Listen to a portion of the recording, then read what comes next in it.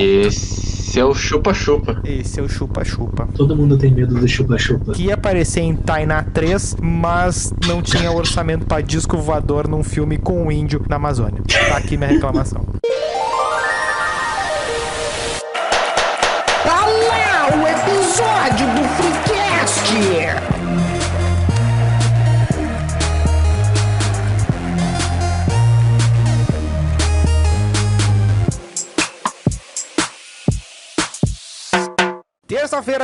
Terça-feira, sempre ao meio-dia no teu Spotify, uma historinha nova no teu fonezinho. Aqui é o New Show e acreditar em teoria da conspiração exige acreditar, primeiramente, que o ser humano é capaz de se organizar e, segundamente, que é capaz de guardar segredos. Fala, patrão. Fala, galáctico. Aqui é Doug. Busquem conhecimento. O futuro é somente uma conspiração entre a imaginação e a inexistência. Cacete, meu. Mas foi o Mickey que falou? Salve, galera. Eu sou o Melo. E a verdade está lá fora. A Santíssima Trindade, né? É o Xaropinho, o Mickey e o Stuart Little, né, meu? Ou o Ratatouille. Ou o Ratatouille. Vai ter que decidir, né? Tem que decidir quem é o D'Artagnan. Ah, não. Um dos três é o D'Artagnan, né? Tem que ver quem é o quarto zagueiro ali. Tá, beleza. Começamos bem. Compre nosso NFT satânico lá no @InstaFreecast e mande sua fanfic lá para e-mail do freecast@gmail.com contando a história do dia que você descobriu pelo Google Earth onde estava escondido Osama Bin Laden. Tá certo?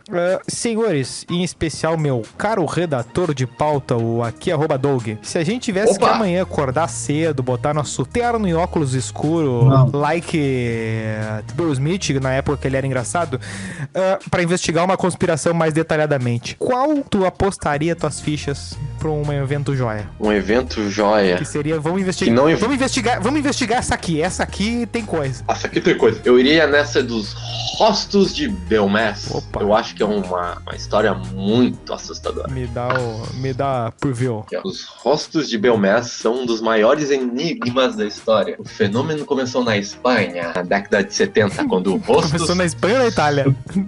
Eu pensei que ia vir o Mario ali. Espanha. Melo. Quando rostos começaram a aparecer no chão de cimento de uma humilde casa localizada na pequena cidade de Belmez. O fenômeno atraiu milhares de pessoas, quanto mais e mais rostos se formaram no chão. É rosto ou rostos? Eu tô vendo que tu não te decidiu ainda, né? É rostos. Rostos e cachorros. É isso aí, tá bom. Como tudo começou, vamos lá dar um rápido resumo aqui, né? O Belmez é um pequeno povoado situado na Espanha, né? Não tem poucos habitantes, saiu do anonimato no mundo todo, conhecido como um ponto de referência no campo da parapsicologia. Tudo por causa de fenômenos que aconteceram na casa de Dona Maria, que é a moradora lá, Maria Gomes Câmara. A Dona Maria não tem como ser mentirosa, né?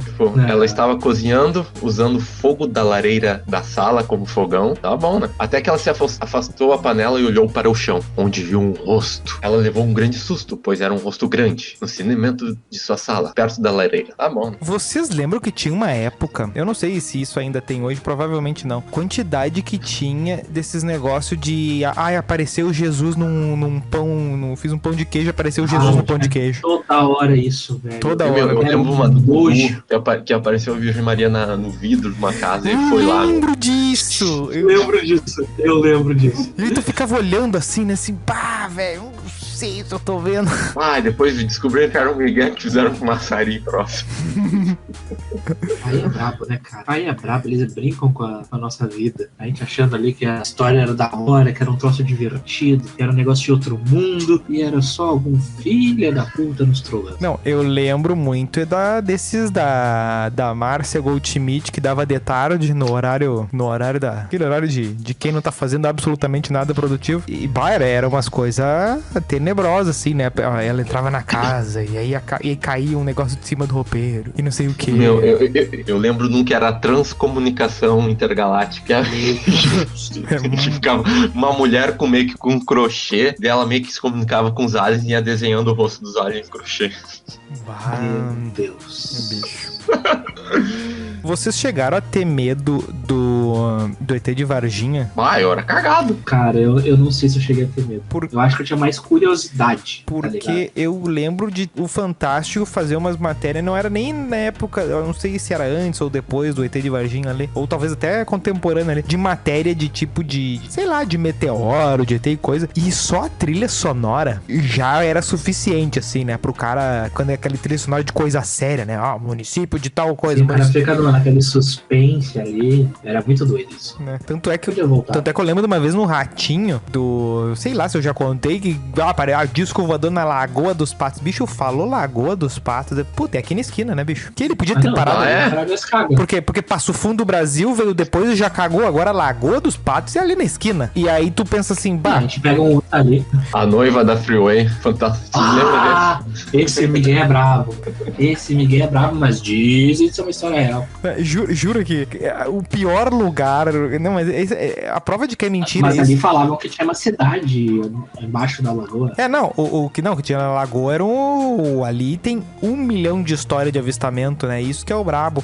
E só que daí tu fica naquela assim, né? Mas aqui é perto, né? Daí tu pensa, tipo assim, por que não. Porque no filme aparece em Nova York, aparece em Londres, né? Daí depois assim, quando vê aqui o epicentro, né? Aqui que tá o chamarisco, né? E aí tu fica assim, a gente vai cruzar com o ET uma hora dessa, né, meu? Cheio de mato aqui na zona onde é que a gente mora aqui. E daí tamo fudido, né? E a primeira cena do ET ele correndo no mato. Mas vocês querem um fun fact sobre essa lenda? Que eu tenho os detalhes da Freeway que deu origem a essa história da noiva da Lagoa dos Barros. Tá, pera aí, vamos terminar aqui então os rostos de Belmez, sei lá, não sei. Aqui, e aí eu leio para vocês. Tá. A história macabra. Daí a dona Maria, ela ficou com muito medo daquele rosto, né? Ela chamou os vizinhos e tal, e eles foram limpar o rosto. Certo. O rosto é aquele da foto ali? Aquele da foto, Lapava é o nome do rosto. Não, mas é sinistro. Meu Deus. É sinistro. Falou que se eu vejo aquilo ali, eu não durmo uns 8 anos. Tá, e daí eles apagaram usando água sanitária e banhos de álcool, esfregando com violência. E saiu. A galera que lavou o meteoro lá de Minas lá, né? E especialistas em lavagem de coisas do além. Tá. Só que daí, dias depois, o rosto voltou. O mesmo rosto voltou. Eu ficaria cagado se ele voltasse com uma expressão diferente. Tipo, com o olho regaladão, assim, ó. Imagina. Com o olho daquele, assim, ó, não tipo, fala... Tá aí? Não, com aquela cara de não fala com bandeirante, sabe? Só que é aí que começou a ficar estranho. Surgiram novos rostos. Aí cagou. Era mais de uma criança, ou talvez de um feto, que olhava fixamente para o outro lado da casa. Caralho. Agora pegou. Essa descoberta correu pela imprensa como fogo em palha seca. Ô, louco, cara. De traços finos, quase aproveitando as próprias marcas do cinimento rebocado no chão, o expressivo olhar da efígie, que a batizaram como La Pelona, por sua calvície, se converteu no centro de atenção dos visitantes da casa, que aumentavam a cada dia. Cara, mas visitante da casa daí já traz mais coisa ruim já, né? Porque deixar visitar a casa. Não, se formou um furdúncio ali, sabe? Sim, mas daí tu vai, se formou um furdúncio, tu tem a tranca da porta, senão vai-te embora daqui, ô merda. Agora a gente vai se formar um furdúncio porque tem o rosto do Bilu na tua parede aí. Sai daqui, mano. Já basta o Bilu aqui, vem tu aí. Daí como aparecia no chão, eles resolveram escavar ali, onde é que apareciam os rostos. E aí? Nunca viram um filme de terror, cara. Cemitério Índio. O pedreiro Sebastián Fuentes começou as obras de escavação na área onde os rostos haviam aparecido, achando diversos restos de ossos humanos. Cemitério Índio, eu já vi esse filme, Poltergeist. Análises demonstraram que eram parte de esqueleto de adolescente, porém enterrados sob os alicerces da casa há mais de 170 anos. As obras da Copa. Ok, daí rapidamente os historiadores mostraram as atas da prefeitura em que se verificava que no local esteve localizada uma antiga igreja e seu cemitério. E muitos anos antes, uma mesquita funerária dos árabes. E não explodiu. Aqui, ó. Os rostos falam. Argumosa, que é, não sei quem é, confeccionou um dispositivo de gravação com fita magnética para captar fenômenos de voz eletrônica, também conhecidos como psicofonias. Inventou. Agora inventou. Conseguindo em 13 de fevereiro de 1972 captar estranhas e sinistras vozes, repetindo a gravação durante vários dias e noites sobre a vigilância da Polícia Civil. É isso aí. Os rostos de Belmez. Um rosto bem... Deixa eu contar pra vocês então agora. Conta aí pra a nós. história da Fala no microfone. A história do crime que deu origem à lenda da noiva da Lagoa dos Barros. Essa Pra quem não conhece, fica ali no caminho pra praia ali, sabe? mas na Freeway? Na Freeway, cara, na Freeway. Mas daí é brabo, né? Porque se tu for parar pra pensar, tu não vai ser fantasma numa estrada com o limite de velocidade é 110, né? Tu tem que ficar naquela que vai pra cidreira, aquela, né? Que tem uma tranqueira braba e ali se o capeta te pega na corrida, né? Aí está. Vamos lá. Na madrugada de 17 para 18 de agosto de 1940, a adolescente Maria Luísa Hassler, 16 anos, deixou o baile na tradicional sociedade germânia acompanhada do namorado, Heinz Werner Schmeling, que veio da Argentina. Saiam do celular um do outro aí. O romance não era aceito pela família da jovem. Até hoje não se sabe bem o que aconteceu entre o casal. Sabe-se, porém, que horas mais tarde, o rapaz foi encontrado em um bar no bairro Belém Velho, ferido por um tiro. O corpo de Maria Luísa foi encontrado na madrugada do dia 20, na Lagoa dos Barros, entre Osório e Santo Antônio da Batalha. Lagoa dos Barros ou dos Matos? É, dos Barros. Tá bom. achei aqui no Google A história, que atualmente ainda é contada com muito misticismo e curiosidade, teve seus detalhes divulgados pelo IGP aqui de Porto Alegre, que foi um evento para marcar os 22 anos do IGP quando rolou. Como foi o crime? Segundo os documentos localizados pelo IGP, o acusado, Schmeling, acabou sendo condenado em 1942 pelo assassinato da jovem. O homem faleceu em 1971, em São Paulo. Na época do crime, Heinz assumiu que, de fato, levou o corpo da namorada até a lagoa, mas negou ter sido o autor do assassinato. O homem sustenta uma versão na qual Maria Luísa havia tentado matá-lo e depois cometera autofalecimento. Os laudos ficaram ocultos por mais de 80 anos, em meio a outros documentos em um depósito, e foram encontrados recentemente. Pelo relato dos peritos da época, não foi possível descartar a hipótese de que Maria Luísa tenha se autofalecido. Versão defendida por Schmeling. Deve ser Schmeling ou Schmeling. Sei lá. Schmeling. A perícia policial foi realizada no Rio Grande do Sul. Não, isso aqui não é necessário, esquece. A Lagoa dos Barros, inclusive, se tornou palco para lendas e para suas superstições. Há quem diga que o espírito da nossa querida Malu ainda pode ser visto por lá, circulando pelo local em um vestido branco, tornando-a conhecida como a noiva da Lagoa dos Barros. Você se arrisca pra ficar lá? Olha, eu não, porque eu vou ser assaltado, eu acho. Vocês já tiveram cagaço de estrada, assim? Só uma vez que meu pai atropelou uma vaca. Justo. Justo. Eu tava eu acho dormindo, que na época meu pai tinha um Opala indo pra praia lá na estrada do mar. Não, se era um Opala, a vaca que tinha que estar com medo. Uma vaca que tinha que ter ficado na Ainda dela. bem que não era nos dias de hoje. Ah, não, já era, morria Uma real. acelerada Você tá doido? Mas assim, cagaço de espírito, essas coisas. Não, eu digo cagaço de tipo de baixa. A estrada tá muito sinistra aqui, tipo. Mas na vez que a gente foi pra Capão lá, a gente chegou em Capão meia-noite e pouco, assim, que a gente errou o caminho lá, ou passou pelo túnel, não lembro, um negócio assim. E aí quando vai lá, em vez de ir pela 101, ali vai por Morro Alto, que era a estradinha lá do Walking Dead, tá louco? A gente enxergava um palmo na nossa frente. Aí do nada aparece um carro quase fantasma. Essas coisas, tipo, às vezes descer serra, um caminhão nas costas, né? Ou tu tá num neblinaço, assim, não enxerga Caminhão nada. com as toras de madeira. Ô meu, que filme desgraçado, né, bicho?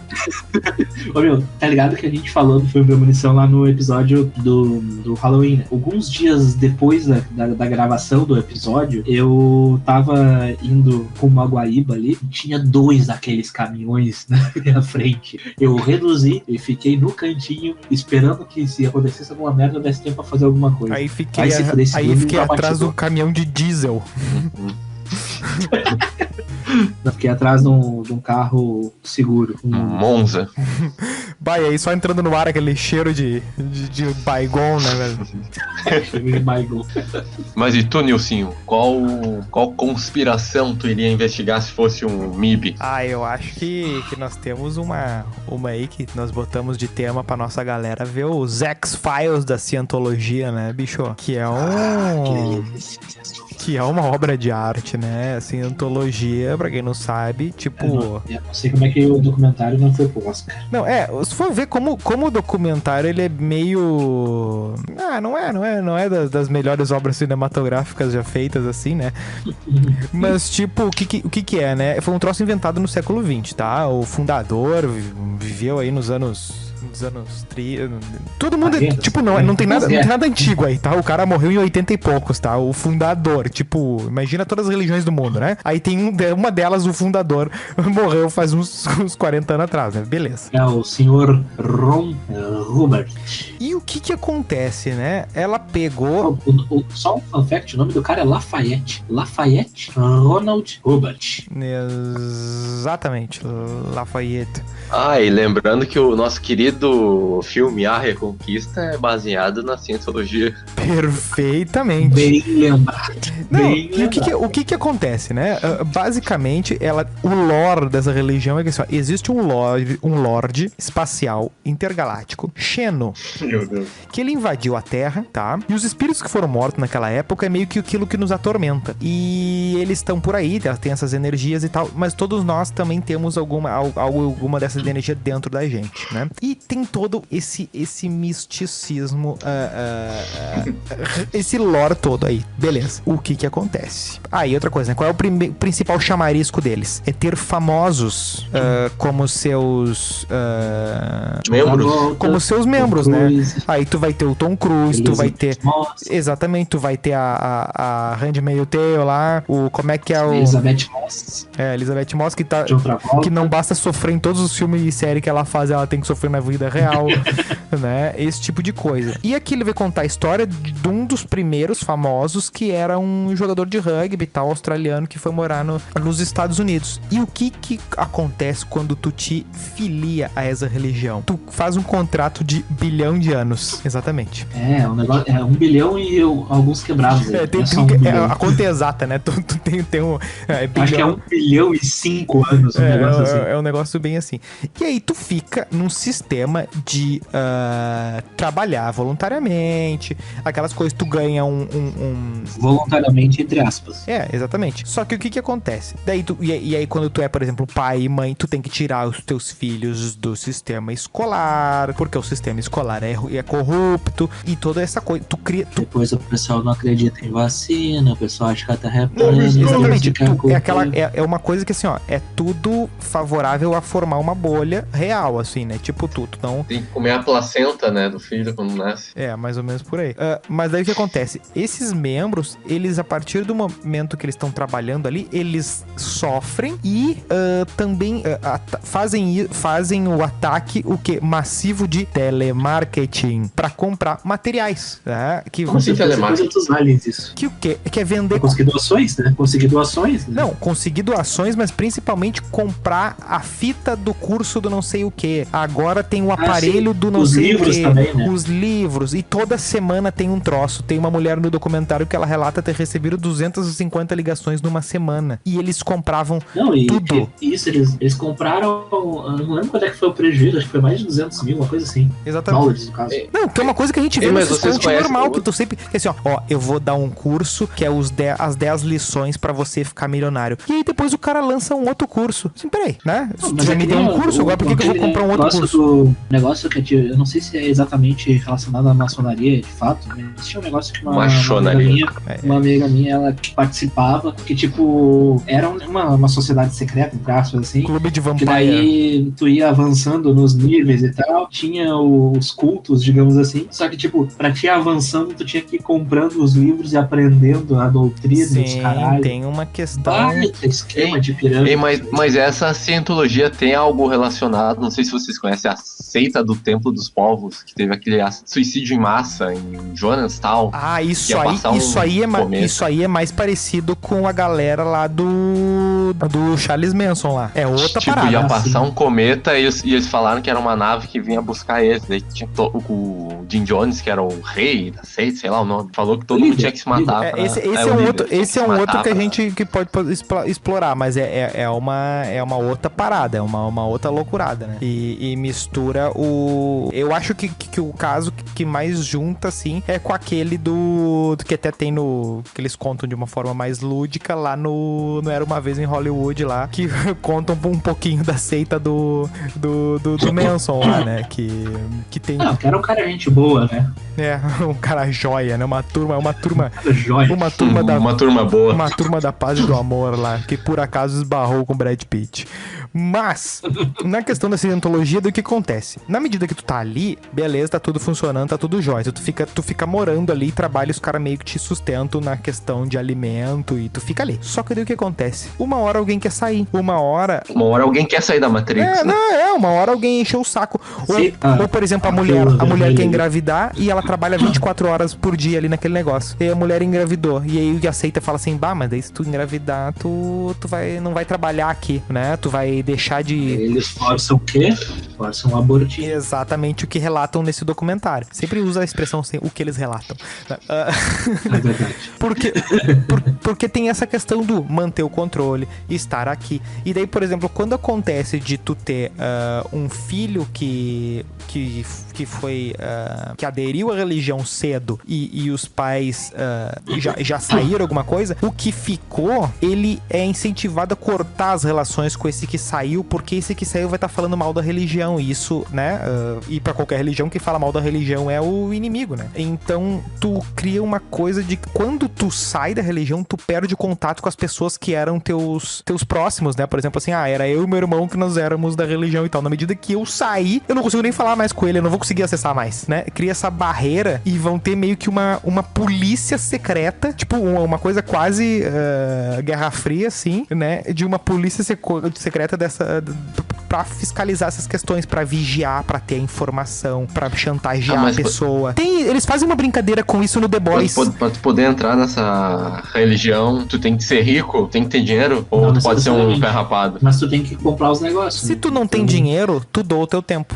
Porque o rico, ele serve pra financiar e propagandear. Mas agora, se tu não tem nada, tu vai doar o teu tempo. É meio que isso, né? E o meio bomba vai comprar as paradas, vai doar, vai fazer as coisas. Então, tipo, tem lugar pra todo mundo. Agora, tem algumas religiões até mais tradicionais, que é aquela coisa. Se tu é uma pessoa próspera, tu é convidado pra participar. Mas na medida que tu é pobre, tu é abandonado, né? Acontece muito isso em algumas religiões. Olha a crítica social aí. Ele fala mesmo. Ele fala mesmo, não tem papo da língua, né? Não, e aí o que acontece? Os Estados Unidos reconhecem como uma religião, tá? E qual é a pegada? Que estão tentando brigar na justiça pra que se proíba, porque tu tem isenção tributária por causa disso, né? Tu tem vários benefícios por ser uma religião, tem várias proteções, né? O Estado trata a empresa de um jeito diferente quando ela não é empresa. E o jeito que eles conseguiram meio que botar a galera da Scientology numa sinuquinha foi com a questão trabalhista, de questionar a questão das horas excessivas de trabalho e dos castigos drásticos que eles davam. Tá louco, aqueles negócios lá de deixar a pessoa trancada é pesado, hein? Tá louco? Não, peraí, a pior de todas é amarrar os pés e os braços da pessoa e tocar de cima do barco, né? Tem isso também. Tem esse detalhe, né? Tipo, porra... Pequeno detalhe. Tem o da guria lá que mandaram escovar com uma escova de dente um container desses de lixo, mas eu fiquei mais focado na galera que amarraram os pés, as mãos e tocaram no mar. Mas a gente ia juntar eles depois. Mas vamos combinar, né?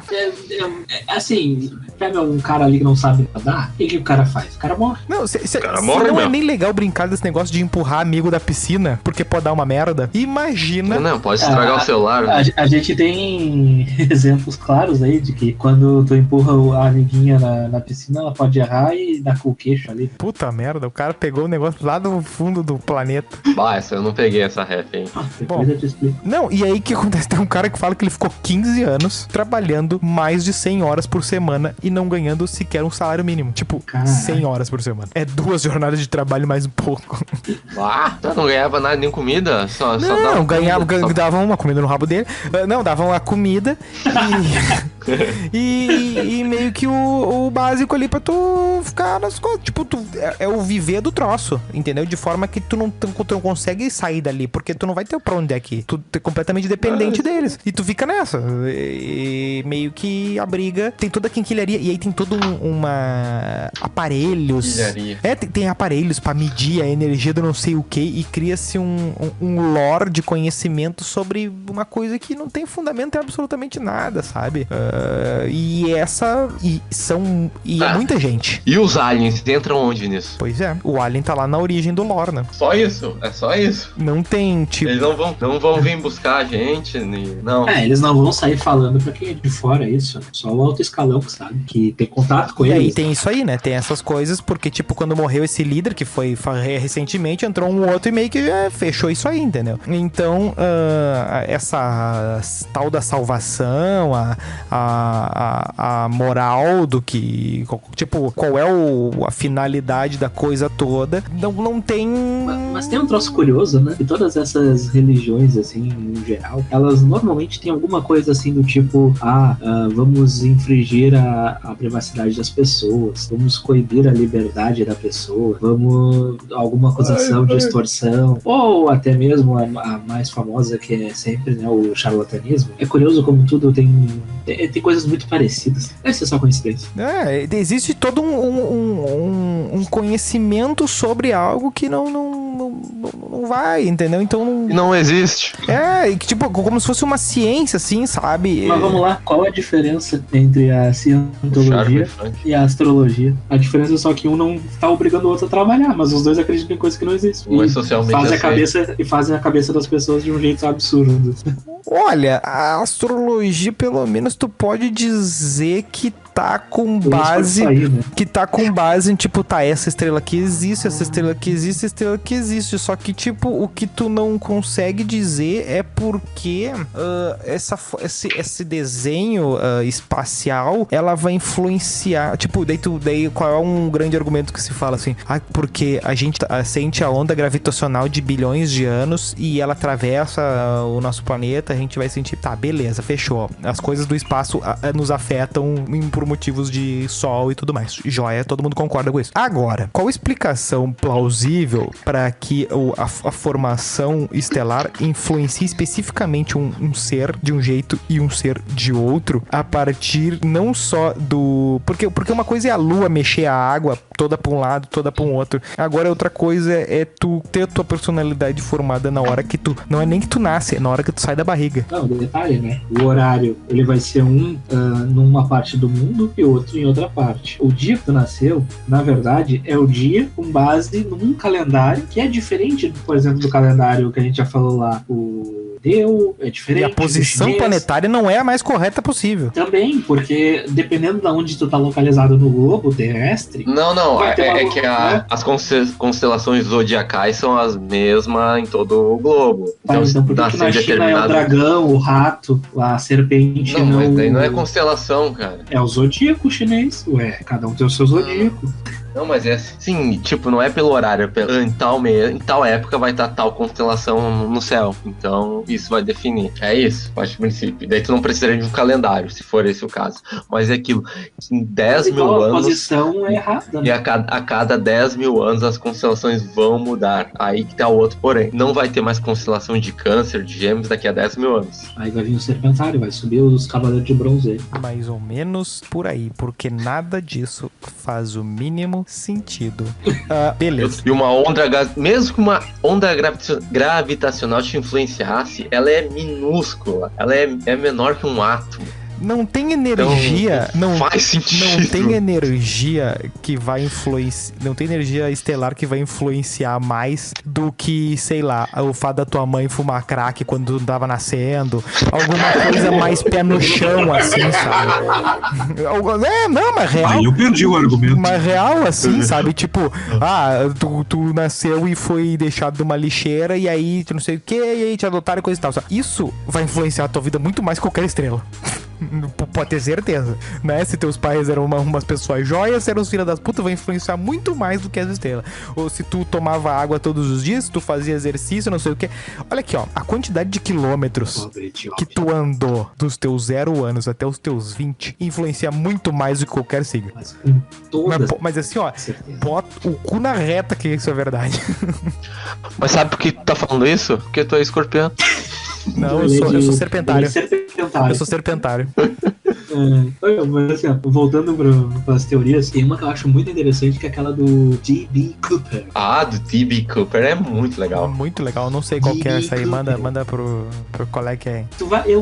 Eu acho que tu vai identificar pontos dessa situação aí. E o Fanficórnio falou, Melo, o Fanficórnio tá aqui no meu ponto falando que tem que ler a história do Cronovisor, que tem um personagem que tu gosta muito. Ai, lá vem, Olha, lá vem. eu vou ler essa história, mas primeiro eu vou... Vai cair a gravação se aparecer algum personagem da Disney.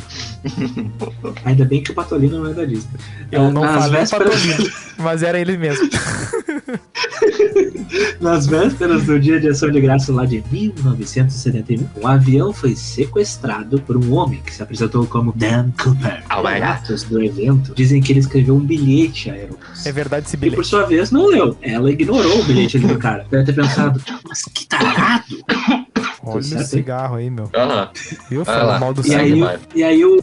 aí o Dan Cooper foi lá, cutucou a senhorita. É melhor você olhar aquele bilhete. Eu tenho uma bomba. Com essa calma. Com a aeromoça de refém, ele exigiu $200 mil, paraquedas e combustível para reabastecer o avião que estava. Ela passou a mensagem adiante, o que fez com que a chegada dela na nave ao destino fosse atrasada por mais ou menos umas 2 horas. Período que ficou voando em círculos. Deve ser bem da hora tu tá num avião sem saber o que tá acontecendo e voando em círculos, né? Se fosse depois de 2001, teria sido bem mais aterrorizante. Aos passageiros foi avisado que o atraso foi causado por dificuldades mecânicas, o que me deixaria mais assustado. Não, na verdade, se fosse depois de 2001, ele ia tomar uma cadeia até hoje, já tá lá, né? Com toda certeza. Por... Quando o avião pousou... Não, que uma coisa que até a gente não comentou no episódio de tecnologia e lá do... Tecnologia, não, do Dilema das Redes lá, né? É que quando a gente tava falando que a gente ia entregar todos os nossos dados se nos dessem segurança, e é meio que os Estados Unidos fez quando depois que deu o 11 de setembro, né? Eles começaram a vigiar tudo sob a promessa de, não, a gente vai acabar com o Talibã, com o Osama Bin Laden, a gente vai caçar os terroristas e coisa e tal, e aí vocês vão deixar a gente abrir a lata de lixo de vocês pra ver quanto de papel higiênico vocês usam. usam. Que deu errado, né? Que o Bin Laden não morreu. Todo mundo sabe disso. Ah, meu, eu vi o filme, tribom o filme. Eu recebi num grupo do... Vocês viram aquele filme lá, o The Darkest Hour? Muito bom. O Elvis também não morreu. Eu vi o filme e li o livro. Eu tenho o livro, se tu quiser. É muito bom. Eu dei de presente pra uma amiga minha esse livro aí, só que eu não li o livro. Eu devia ter lido o livro. Eu devia ter lido o livro e depois dado de presente. Você quer que eu te empreste? Eu te empresto. Eu tenho bastante coisa na fila, mas eu vou ler. Uma hora eu vou precisar. Diferente do Doug, né? Livro não tem... Não, eu não vou ler, Começou o BBB, ele botou fogo no... Já tinha posto fogo no livro bem antes. Botei fogo na biblioteca da PUC lá. Fogo no parquinho. Quando o avião pousou, os passageiros foram soltos. O dinheiro entregue e a aeronave voltou ao ar após o reabastecimento. Nisso, Cooper exigiu que os poucos membros da equipe restante se trancassem na cabine, enquanto ficou sozinho na parte de trás do veículo. Após acionar a escada traseira, ele deixou o avião e nunca mais foi visto. A investigação da FBI aponta que ele provavelmente não sobreviveu ao salto, mas o caso ficou aberto até 2016. E tu não notou nada? Não teve nenhuma similaridade, Nilson? Tu não te vê nenhuma cena na memória? Olha, bicho. Série do Loki. Exatamente. Que na série diz que o D.B. Cooper era o Loki. Olha, bem mais ou menos. Mas é uma história que me chama a atenção. Mas vamos ver, é a história mesmo do Cronovisor. Cronovisor. Vamos ver o que nos reserva a história do Cronovisor. O padre. Opa! Agora vem. Pellegrino era esse personagem? Garante que ajudou a construir uma máquina capaz de viajar no tempo. Melhor que o Patolino. Chamada Cronovisor. Peraí, o padre que viaja no tempo é o do Dark lá, hein? Exatamente. Eu fiquei interessado. Olha aí, olha aí, eu viajo no tempo aí. O DeLorean. Vamos ver. O chamado Cronovisor, com a qual assistiu a crucificação de Cristo. Desde os anos 60 até os anos 90, Padre Pellegrino Ernetti alegou ter ajudado a criar uma máquina do tempo, a qual observou a crucificação de Cristo. Essa invenção permitia à pessoa ver eventos passados. Embora sua existência nunca tenha sido provada, um livro de 2002 intitulado O Novo Mistério do Vaticano, escrito pelo padre do Vaticano François Brunet, eu acredito, sugere o contrário. O livro argumenta que a máquina foi construída com a ajuda do monge beneditino Pellegrino Ernetti, que inicialmente manteve a tecnologia em segredo, mas que acabaria por confidenciar a sua existência a Brunet. Segundo o monge, participaram na sua construção 12 cientistas, incluindo o Nobel da Física de 1938, Enrico Fermi, ou Fermi, não sei como fala, e o antigo cientista nazi que trabalhou na NASA, Werner von Braun. Horrível isso, peraí, deixa eu retornar. E o antigo cientista nazi que trabalhou na NASA, Werner von Braun. Brunet conheceu Hernet nos anos 60 e o monge tinha apontado a capacidade de validar os fatos da Bíblia através de uma máquina. O cronovisor, mas isso aqui é muito técnico e provavelmente é mentira. É cientologia. O monge disse ter conseguido assistir eventos históricos. Não, calma aí. Tem que ler ali, ó, a parte 1, localizador de direção. Tem nessa parte. Tá, então, voltando. Tendo o monge contado que tinha capacidade de validar os fatos da Bíblia através de uma máquina. Localizador de direção, entre aspas, no dispositivo era sintonizado na era específica que alguém queria ver, enquanto uma tela exibia e um dispositivo de gravação gravava as imagens. Funcionava como uma TV. O monge ainda disse ter conseguido assistir a eventos históricos, como a crucificação e o discurso de Cícero ao Senado romano em 63 a.C. O Hernet defendia que ele e a sua equipe observaram alguns dos acontecimentos mais importantes da Bíblia. Um artigo de 1972, na publicação italiana La Domenica del Corriere, intitulado Uma máquina que fotografa o passado finalmente foi inventado. Continha as alegações polêmicas do monge italiano. O artigo sugeria ainda que, por exemplo, o padre tinha testemunhado a última ceia e guardado uma foto disso. O Hernet manteve-se fiel às suas alegações até a sua morte, em 1994, defendendo que a máquina estava escondida pelo Vaticano. Curiosamente, em 88, o Vaticano decretou que qualquer pessoa que usasse um instrumento com tais características seria excomungado. Alguns dizem que o padre confessou ter inventado toda a história antes da sua morte. E ele disse o seguinte: irmãos, eu menti, eu nunca viajei no tempo, mas nunca revelem isto, estragaria a minha história. Tá bom. Bem. É uma boa história, mas como é que, o cara vai acertar a era ali certinha se a gente não tem um calendário clandestino? A máquina ela vai seguir o calendário chinês, o calendário judeu, o calendário cara, só pra configurar isso aí é uma mão inacreditável, né, bicho? Não tem como... Mas a ideia de ver as coisas no passado eu até acho, na realidade, é possível. Eu acho mais plausível do que ir lá pro passado. Tu falou de avião, me veio um filme na cabeça, eu não tava conseguindo lembrar que filme é, eu tô tentando catar aqui uma golgada pra vida. Eu quero, tu que gosta de uns filmezinho top, quero ver se tu... Gosto muito. Se tu me ajuda aí. Tem um filme... Escreva. Eu vou... Tem um filme que ele é assim, ó. A mulher, ela entra no avião com a filha e aí do nada a filha... Aí do nada a filha some. E ela tava com o padre. Calma. Não, e aí ela começa a falar assim, ué, cadê minha filha? Não sei o que. E aí ela vai interagindo com todas as... Sabe o que eu pensei que ela ia falar? Cara, cadê meu carro? O filme mais desprezado já no... Não, e daí o que acontece? Aí ela perde essa filha dela. Só que, tipo, todas as pessoas que meio que viram ela entrar no avião, não sei o que, os comissários, não sei o que, dizem que ela, não, minha amiga, não tem filha nenhuma aqui, né? Você entrou sozinha e coisa e tal. E aí tem toda uma conspiração de meio que, sei lá, pra sequestrar a filha, não sei o que. Alguém lembra desse filme? Tipo, ele é de avião, assim, daí no final meio que ela sequestra... Tu lembra algum... É com a Jodie Foster. O nome do... Eu tô desconfiado que é o Flight Plan, que é o plano de voo. Plano de voo. Beleza. Eu acho que é. Só que eu não... Só que tinha no final um esquema de alienígena, só que eu fui ver que na sinopse não tem nada. Eu tô desconfiado que é um filme com um plot desse filme, só que com final de alienígena, ou é esse filme mesmo. Porque no final meio que... Não, acho que o final não vai falar na sinopse, né? Não é? Ele dá o... ele dá o enredo ali, ele conta tudo aqui nesse aqui da Wikipedia. E eu busquei por Alien, não sei o que e tal. E porque meio que fazem ela acreditar que... Porque o marido dela morreu e ninguém acha a criança e acham que ela tá enlouquecendo e até chega uma hora que ela tá duvidando mesmo dela mesma. Assim, que pensando, será que realmente minha filha não morreu? Será que eu tenho filha, né? E ela ficou, sabe? Conseguiram fazer a cabeça dela, assim, né? E no final parece que tinha alguma coisa a ver com alienígena e eu tenho certeza que são 2 filmes. E eu tô misturando os 2. E os 2 eram com a Jodie Foster. Não, um é o plano de voo, que não tem aliens, que é com a Jodie Foster. E o piloto é o Xambin, beleza. E tem o Peter Skarsgård, aquele. O inesquecível. Beleza.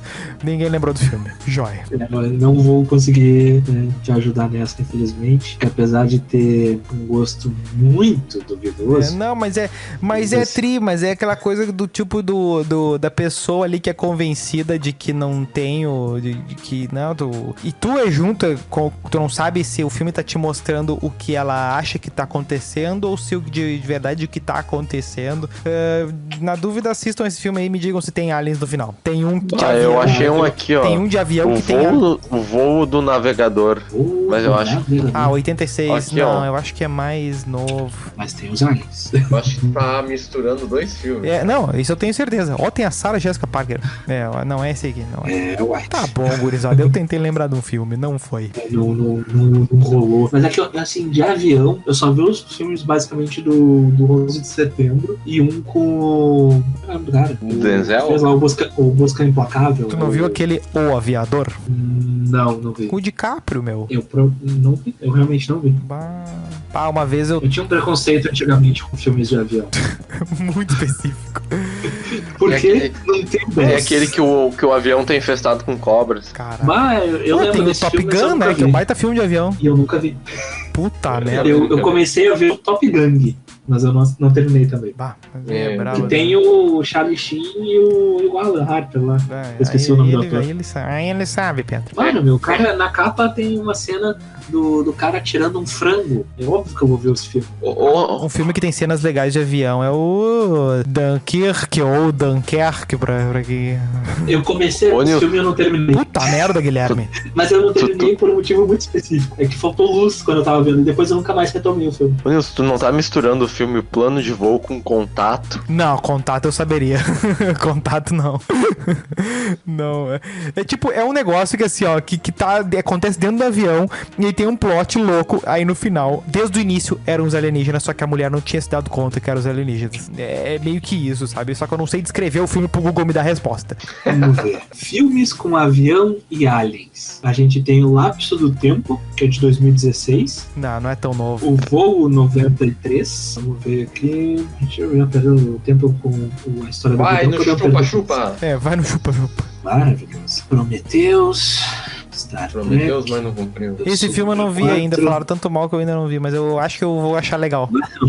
Batalha dos Mares. Esse filme é bom. Pior que eu achei legal Prometeu. Mas é que eu gosto tanto do Alien que eu fiquei pensando assim, vai calhar minha experiência. Prometeu é do Alien? Sim. Porque o Alien eu vi só o 2. Tá, o 1 tu não viu? Talvez. O 1 eu acho que eu não vi. Porra, eu não sei. Do céu. Eu não sei porque era meu pai que gostava de assistir, daí eu não lembro de ter assistido do Alien, eu tinha medo do Alien. Eu vi o Alien vs Predador torcendo pro Predador. Olha, não, o primeiro Alien é muito... E o pior é que eu gostei do filme. Na verdade, o primeiro e o segundo, não sei, daí que vai caindo a ladeira. Tá, toca a ficha no chupa-chupa aí. Vai lá, quem é que vai ler? Querem que eu leia de novo? Por favor. Vai lá, Nilson, não quer ler? Tu falou que gostou dessa? Fiquei curioso, mas é que eu não li antes. Tá, vamos ver. Tá, então Operação Prato. Eu vou ler e tu interpreta. É grande. É bem grande. Tá, vamos ver a Operação Prato. É grande? Maravilhoso. Naquele 5 de dezembro de 1977, o capitão da aeronáutica Jurangue de Holanda Lema estava ansioso. Afinal, ele tinha mais uma reunião com o brigadeiro Protásio Lopes de Oliveira, comandante do 1º Comando Aéreo Regional. É verdade. Desde que começara a investigar a suposta aparição de discos voadores na região do Pará, o capitão Holanda teria o que relatar aos seus superiores. Investigar a suposta aparição de discos voadores. Pelo menos estava investigando, tá ótimo. Nas ocasiões anteriores, sempre que alguém lhe perguntava se tinha visto algo estranho, limitava-se a dizer: vi luzes. Nada mais. Daquela vez, nada mais. O capitão Holanda e o sargento João Flávio Costa tinham avisado. Os caras botaram o nome completo aqui pra dar mais credibilidade. Não adianta, velho. Eu não tenho o sistema da polícia aqui pra... poucos dias antes, um troço enorme de cerca de 100 metros de comprimento sobrevoando o rio Guajará-Mirim, distante 70 metros da embarcação, onde estavam o tal objeto no formato de uma bola de futebol americano. Cara, eu odeio esse ZT arquiteto, porque assim, ó, a gente já convenceu que é disco voador. Não adianta, sabe? Tá, beleza. Grande e pontuda. Tinha sido fotografado e filmado pelos militares. Não havia mais dúvida. Era um objeto voador não identificado. Não, aqui tem um erro de lógica. Se não tinha dúvida, como é que eu digo que é um objeto voador não identificado? Tu tem um ponto. Por que quando eu digo que é um objeto voador não identificado é porque eu não identifiquei? Então existe alguma dúvida. Derrubou a conspiração. Porra, meu. Aí tu me quebra. Tá, na hora da reunião, o brigadeiro Protásio não compartilhou do entusiasmo do Capitão Holanda. Exatamente. Pelo contrário, depois de ouvir atentamente a história, mandou suspender a operação. Sua decisão até hoje intriga ufólogos. Pronto. Infelizmente, todos os militares que participaram da Operação Prato já morreram. O último, aliás, foi o Capitão Holanda. Lamento o jornalista e ufólogo Ademar José Guevara, editor da revista UFO. A aeronáutica afirma que todas as informações relativas à Operação Prato já foram disponibilizadas, mas não acredito nisso, afirma. Em agosto de 97. Pode pular lá pro 7.1, raios luminosos. Tá, beleza, exatamente. Por essas e outras razões. Tá, ponto 7.1, raios luminosos. Por essas e outras razões, a Operação Prato continua a ser apontada por ufólogos do Brasil inteiro como um dos mais intrigantes casos de avistamento de OVNIs já registrados no país. Os primeiros relatos começaram a surgir em setembro de 77. Os habitantes de Colares, Mosqueiro e Adabinoa, entre outros povos de Belém, garantem, essa imitação é muito específica, garantem ter sido atacadas por raios luminosos vindos do céu. O nome disso é raio mesmo. Aqui a gente só chama de raio. Dois orifícios paralelos. Puta vida. Que? Isso aí é o dois orifícios, é o tecido aquele que faz chaveiro. Como se como se agulhas tivessem penetrado a pele das pessoas. Descreveu o psiquiatra Velaide Cecim Carvalho. Cecim. Então diretora da unidade de saúde de Colares.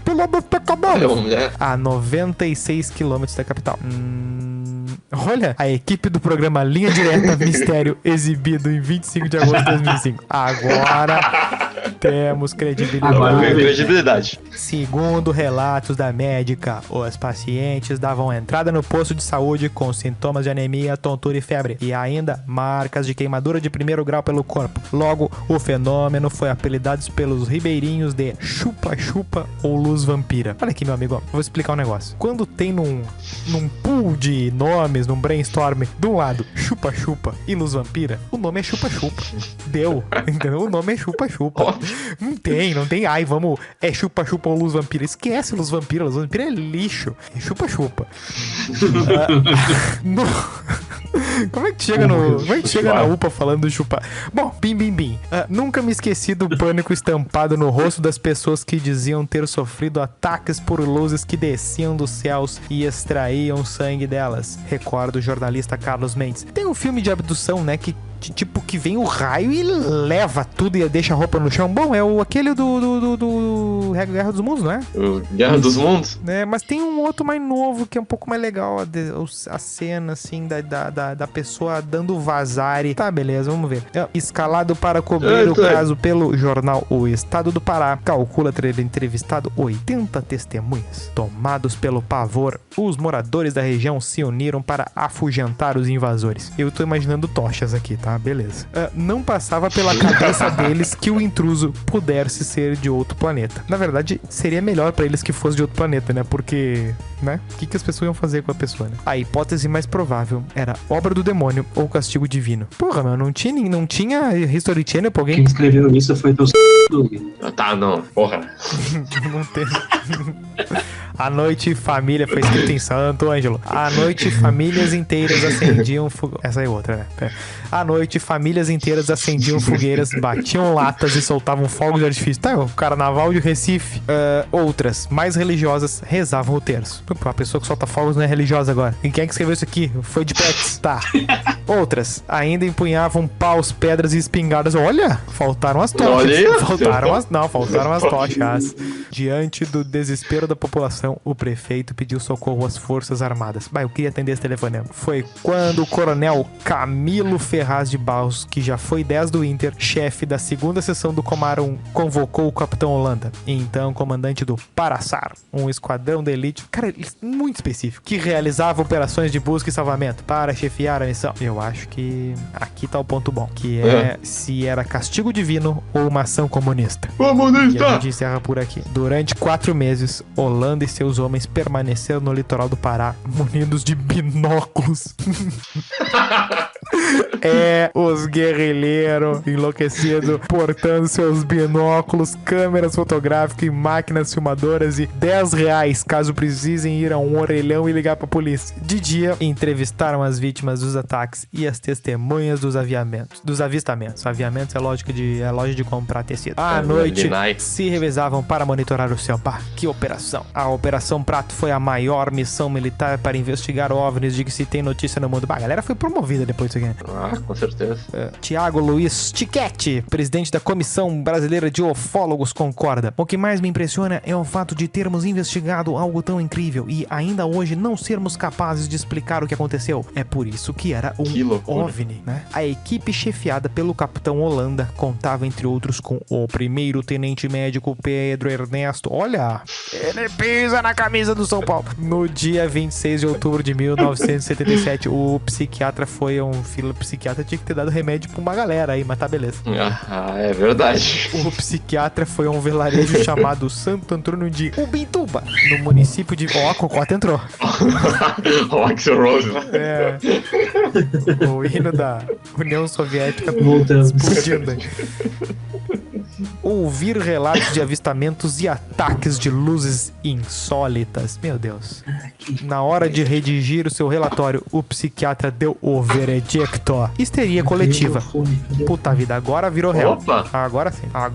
Agora botaram os pezinhos no chão. Depois que os fatos ganharam as manchetes dos jornais, militares da aeronáutica tentaram controlar a imprensa. Diziam que nós, repórteres, estávamos agindo com sensacionalismo e que notícias publicadas só serviam para causar pânico, afirma o jornalista Carlos Mendes. A certa altura da operação, agentes do antigo Serviço Nacional de Informações, SNI, foram chamados para ajudar nas investigações. Jorge Bessa era um dos oficiais do SNI deslocados para Belém. Em seu primeiro dia na Ilha do Mosqueiro, a 80 km da capital, avistou por volta das 8 da noite um objeto luminoso. Ele piscou, realizou pequenas manobras e, em seguida, desapareceu em grande velocidade. Não deixou dúvidas de que obedecia a um comando inteligente, relata Bessa, que narrou suas aventuras no livro Discos Voadores na Amazônia, lançado no ano passado. O fenômeno era visível a todos. Bastava olhar para o céu. Me caguei.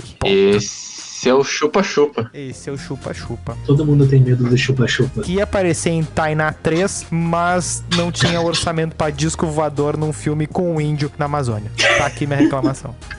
Isso aí. Tá aí um outro filme que eu nunca assisti. Ah, tá, esse tu não assistiu. Tá bom, tá. Não assisti. Não assisti. Bah, eu lembro... Cara, eu acho que era Puta, agora lá vem o Nilson com um filme que ele não... Uma informação que ele...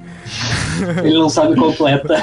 Que ele não sabe completa e ele quer que as pessoas ajudem ele a... Tá, aqui ó. O primeiro filme...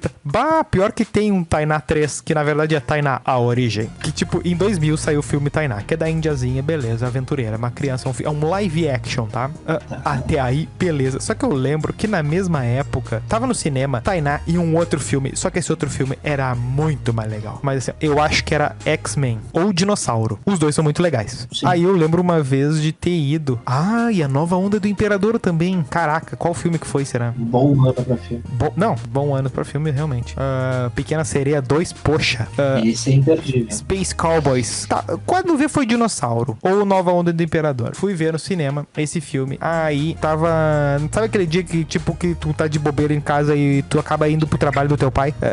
Sem querer. Meu Deus. E aí eu acabei... Isso nunca me aconteceu. Não, daquele tipo assim, tu não vai ficar ficar sozinho, vem junto, né? Aí eu fiquei um dia lá, aí tinha um colega dele que falou assim, e tipo, eu tinha ido no final de semana ver o dinossauro ou o Nova... Provavelmente foi o dinossauro. Eu tinha ido ver no final de semana. Aí nesse outro dia aí que eu tava lá com meu pai, o colega falou assim, porque eu levei Fulani, que era o filho dele, sei lá, pra ver Tainá, o filme da Tainá. Eu olhei assim, puta...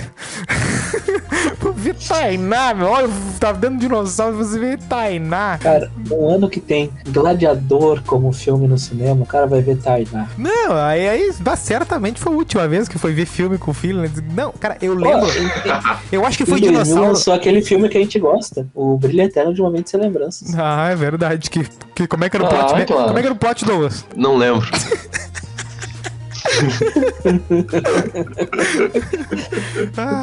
Ó, a turma do Didi tá começando a jogar bem já.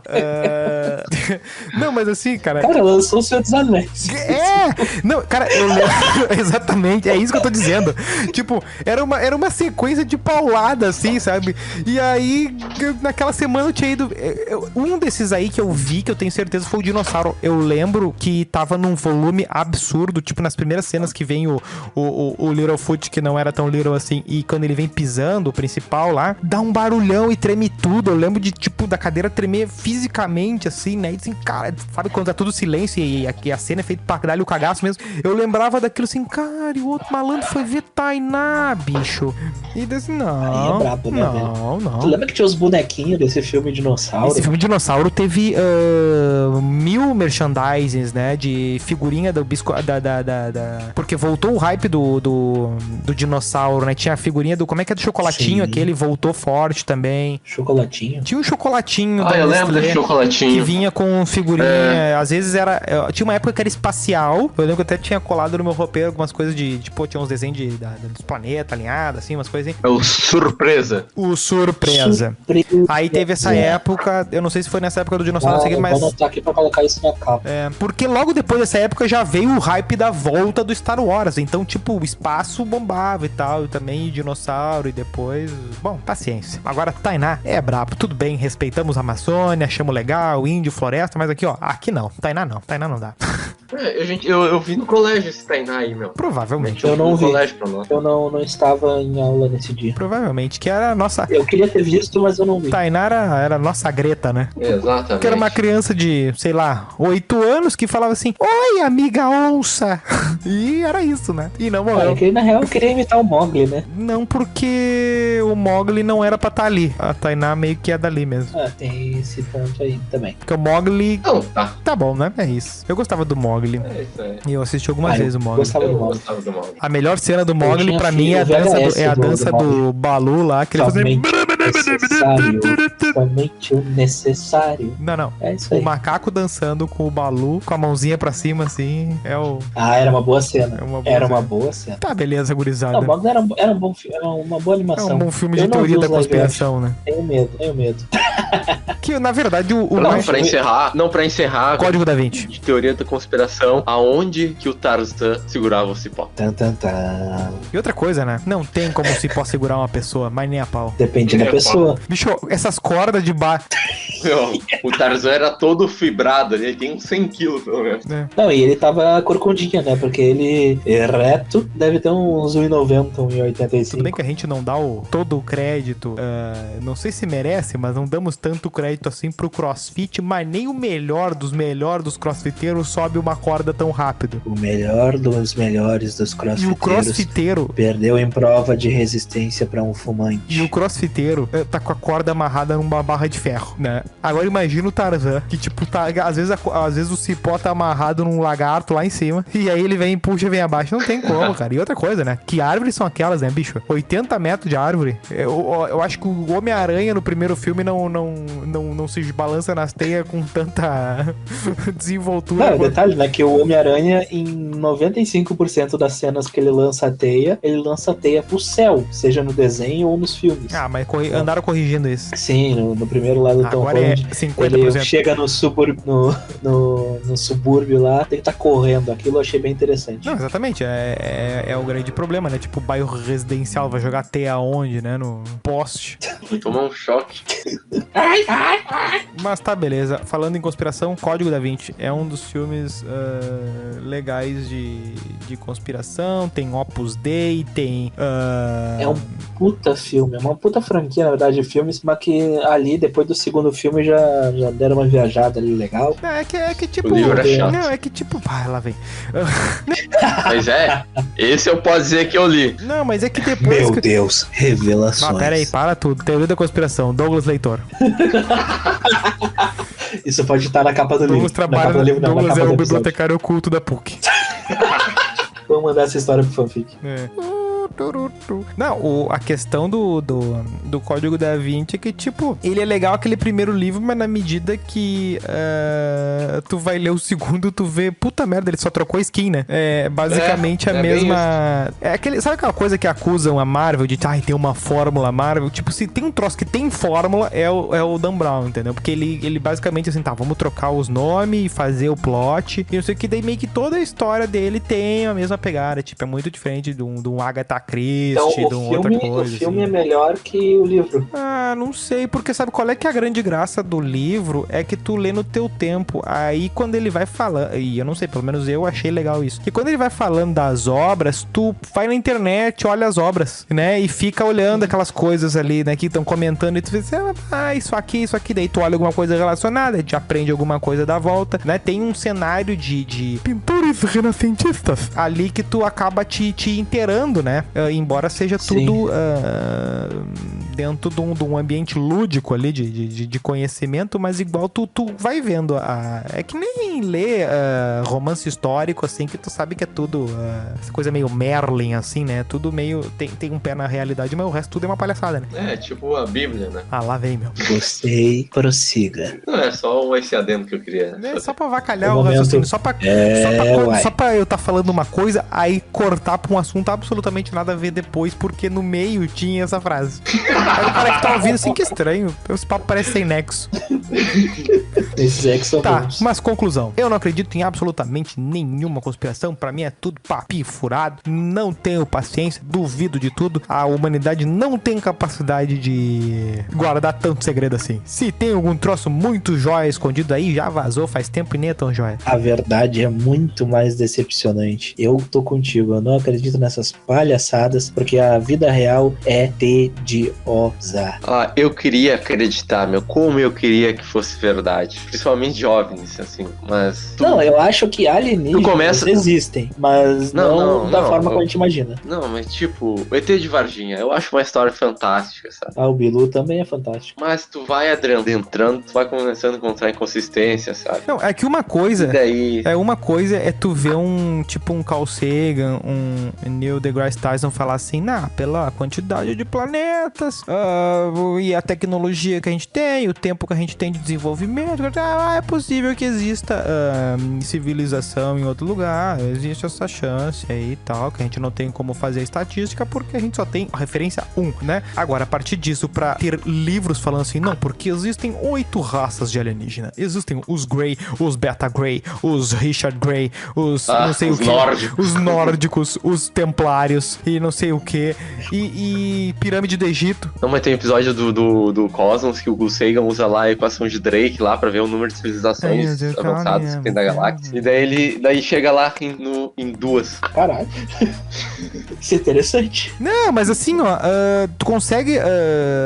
não tem nada que impeça que exista, entendeu? E só por isso tu já consegue dizer, bom, não, é impossível, tu não consegue bater o martelo. Aí não existe. Mas não é por isso que tu vai dizer que, não, porque tem relatos de não sei o que, não sei o que. Não, tem muitos relatos, mas não tem uma fucking prova física, não é possível. Mas sabe o que é o mais louco? Deve ter, eu não consigo estimar, eu gostaria de ter esse estudo, sei lá quantas religiões no que já inventaram desde o início da história da humanidade. Todas elas têm relatos.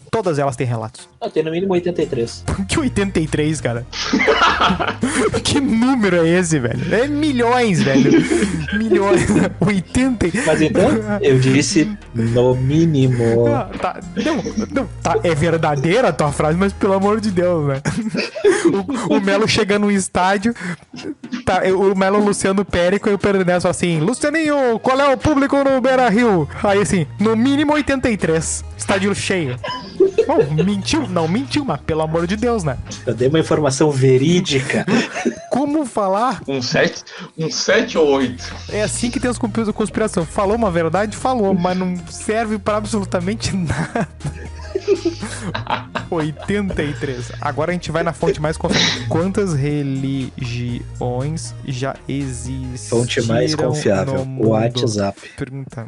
Não é isso que eu perguntei. Tá, bem, beleza. Atualmente deve ter em torno de umas 20 e poucas, assim, legalizadas e consideradas por todos. Cara, para com esses números, não é impossível, cara. Só no Brasil tem 20 e poucos. Não, tô falando das maiores, eu tô falando Porto Alegre deve ter umas 40. No Leopoldina deve ter umas 40 já, né?